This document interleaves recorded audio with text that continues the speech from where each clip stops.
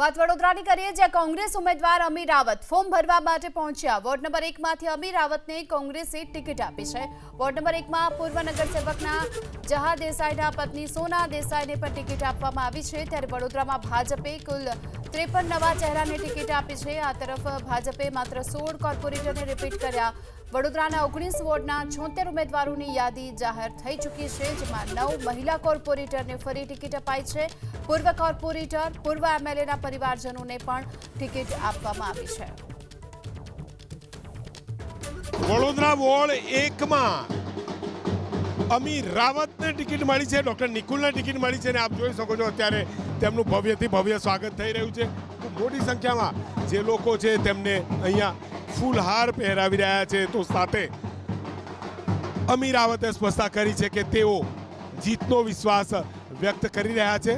અમીર રાવત સાથે પણ વાત કરીશું, તો સાથે નરેન્દ્ર રાવત છે તેમની સાથે પણ વાત કરવાની કોશિશ કરીશું। અહીંયા આપ જોઈ શકો છો તમામ રીતે તેમનું સ્વાગત થઈ રહ્યું છે અને અહીંયા નરેન્દ્ર રાવત પણ અહીંયા પહોંચ્યા છે।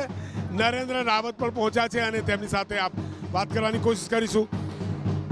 નિકુલ પટેલને ટિકિટ, તો સાથે અહીંયા હવે તેમના ધર્મપત્નીને, એટલે કે જે સ્વયંવર થયો હશે પછીથી ફરી આ દ્રશ્યો જોવા મળી રહ્યા છે।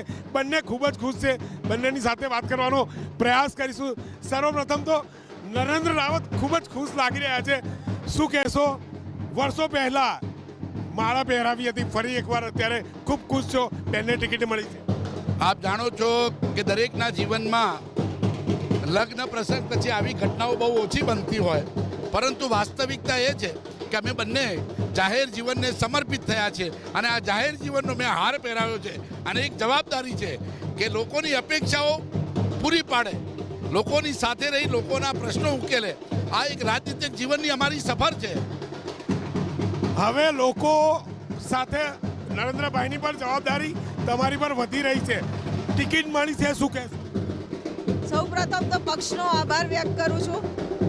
સમગ્ર પક્ષની સાથે સાથે અમારી પેનલે જે લાસ્ટ 10 યર્સથી કામ કર્યા છે અને પેનલે 3 બહેનો પર વિશ્વાસ કરીને જે રીતના ઇતિહાસ રચ્યો છે અને 3 બહેનોને ટિકિટ આપી છે, મને વિશ્વાસ છે કે વડોદરા શહેરમાં અને ગુજરાતના ઇતિહાસમાં સૌ પ્રથમ 3 બહેનોવાળી આ પેનલ ભવ્ય મેજોરિટીથી વિજયી બનશે અને એક નવો ઇતિહાસ રચશે। કોંગ્રેસ પક્ષ હંમેશા જે સ્ત્રી સશક્તિકરણમાં માનતું આવ્યું છે, આઝાદી પહેલાંની લડાઈ હોય કે પછી આઝાદી પછી વોટિંગ રાઇટ આપવાની વાત હોય કે રિઝર્વેશન આપવાની વાત હોય 74th એમેન્ડમેન્ટ એક્ટમાં, તમામ જગ્યાએ કોંગ્રેસ પાર્ટીએ જ્યારે બહેનો પર વિશ્વાસ મૂક્યો છે, મને તો વિશેષ રીતે ઓપોઝિશન લીડર તરીકે કામ કરવાની બી તક આપેલી ખૂબ ચેલેન્જિંગ, ને આજે એક નવી ચેલેન્જ આપી છે કે સામાન્ય સીટમાંથી મને નેતૃત્વ પૂરું પાડવાનો મોકો।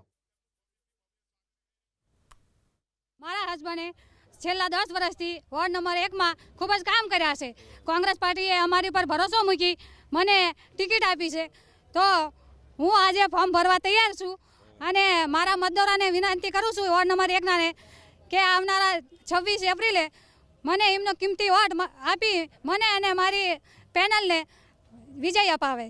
ખૂબ જ આનંદિત છું જે રીતના કોંગ્રેસના સમગ્ર પરિવારે મારા પર વિશ્વાસ સંપાદન કર્યો છે અને સિનિયર કાઉન્સિલરોના નેતૃત્વમાં જે રીતના મને પ્રતિનિધિત્વ કરવાનો અને આ ચૂંટણી લડવાનો મોકો મળ્યો છે, મને વિશ્વાસ છે કે આવનારા દિવસે વડોદરા શહેરની અંદર વોર્ડ 1માં સમગ્ર પેનલ ખૂબ જ જંગી બહુમતીથી જીતીને આવશે, કારણ કે લોકોના વચ્ચે કોંગ્રેસના કામ બોલે છે, અમારા સિનિયર કાઉન્સિલરોના કામ બોલે છે। ભારતીય જનતા પાર્ટીના શાસકો સત્તાનો દુરુપયોગ કરી અને એન કેન પ્રકારે અમારા વોર્ડ નંબર 1માં અમારા મતદારો હાથે અન્યાય કરવા માંગતા હતા કે ભાઈ આ પેનલ આવે નહીં, પરંતુ એ લોકો કદાચ ભૂલા પડ્યા છે, એ લોકોના ગણિતો ઊંધા પડી ગયા છે। એ લોકોને એવું હતું કે ભાઈ આ રોટેશન બદલીશું તો સારા કેન્ડિડેટ નહીં મળે, પરંતુ વોર્ડ નંબર 1માં સૌથી મજબૂત કેન્ડિડેટ મળ્યા છે।